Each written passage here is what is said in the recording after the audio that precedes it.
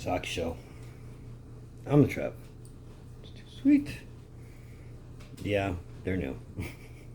But anyway, playing catch up. And there are other videos I could have did before this one that I am behind on, but let's get the elephants out of the room first. 2023 Stanley Cup champs. Well, they sure as hell played like it. And I mean, you could look at game 5 and be like, oh, that was probably just a practice. But I'm sure it wasn't that as easy as it looked. Either way, Vegas Golden Knights. You know, that team that the owner said win the cup in 6 years. Well, they won the cup in their 6th year. Let's talk about it. So who'd have thunk it, huh? You know, a team that hasn't been this deep in the playoffs since their first year when they lost the cup in 2018, being back in this exact same spot almost 5 years to the day.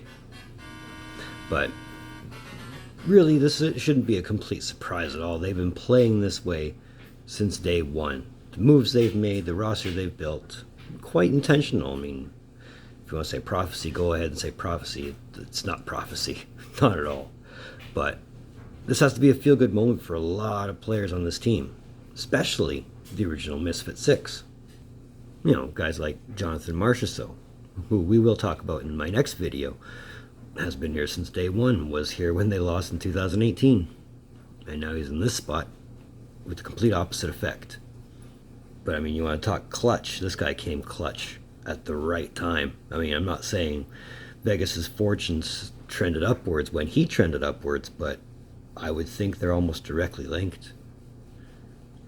Or even Riley Smith, who was well-traveled before finding a spot in Vegas. I mean, good on him for being able to stick around in Vegas for 6 years. I think it was 2 teams before Vegas, but he stuck through. William Karlsson, of course, I mean, first real superstar Vegas had, and he's stuck through. I mean, I'm sure when everything's said and done, they probably got something special in mind for Karlsson. And as much as I can go into individual efforts, I mean, this really was like overall team owning of the Florida Panthers. And I mean, what can we say about Florida? I mean, outside game 3, the only game they managed to win, they were shut right down, being outscored 26-12. Ouch. I mean, whatever goals against Bobrovsky went into these finals with, it dissipated quick. And with game 5 turning out to be a 9-3 final, and Bob stayed in for 8 of those. Ugh. Yeah. But I mean, to give them credit, the Panthers played their heart out. And I mean, hats off to Matthew Tkachuk, playing with a broken sternum and a few cracked ribs. I mean, that's superhuman level right there. I mean, that shows his dedication to the team, but you're no good with the broken sternum or fractured sternum. And as much as the goaltending roller coaster was between Thompson, Brossoit, and Adin Hill, it was Hill who basically took this team, put him on his back, and said, let's go. You know. So whatever happens with Adin Hill beyond this point is going to be an interesting thing to see, because he is an unrestricted free agent. And now he has a cup to his name. So this puts either Vegas in a really tough spot or Adin Hill in a very good spot. Either way, look for something big for him over the summer.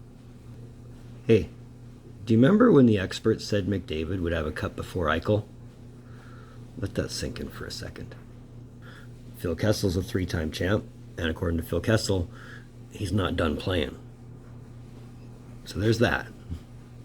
And as good as the team is, they're nothing without the coach. I mean, for Bruce Cassidy, this has got to be an amazing thing. A year ago, he was just getting a call saying, hey, we'll hire you on in Vegas. Now he's a cup champ. His first season behind the bench. He lost the cup in 2019 when he coached the Bruins, and now he has one.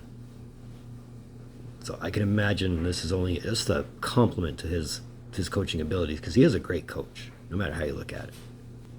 And I'd be remiss if I didn't talk about Mark Stone and his accomplishment being the first player in 101 years to score a hat trick in the cup clinching game. Babe Dye was the last player to do that.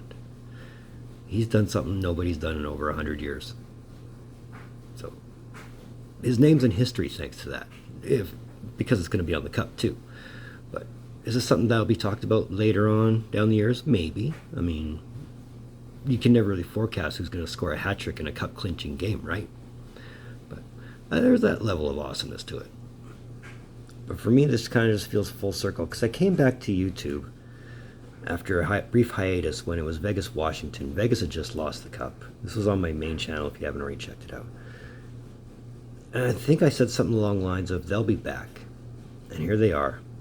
I mean, again, it shouldn't come as any surprise, any real... They were built this way. They were built for the cup because the standard was set. Playoffs in 3, cup in 6. They made the cup finals in year 1, have missed the playoff once, and year 6, Stanley Cup champs. So, prophecy, not really. Not really at all. It was made this way. I mean, questionable moves aside, part of the plan. I mean, it's business. All the guys that have come and gone out of Vegas since probably understand that. For the 6 guys that stuck around, they're probably very appreciative of being able to stick around. Everybody else that's come in, that's made Vegas the franchise it is today, I'm sure this is probably just the start. I don't think this is the last time we see Vegas on the Stanley Cup. Bold prediction? Maybe. I don't know. But it was a great series to watch. And like I said, 26-12 in goals. That's a huge margin. That's a lot of goals being scored. And really, but Marchessault, Eichel, Stone, Stevenson, you can go up and down Vegas's roster. The depth is that strong. Again, I can't see them being done for a while. I mean, whether they win another cup in the next couple of years, whether they make it back to the cup in the next couple of years, it shouldn't be surprising. It shouldn't be unexpected. These guys they're a strong team. They've been strong for 6 years. And they can only get stronger from this point. The one thing I will say, though, and this is a bold prediction, that ring is going to look sick. So hats off to the Vegas Golden Knights. Congrats on being the first team since 2019 to win their first Stanley Cup. Probably not the last.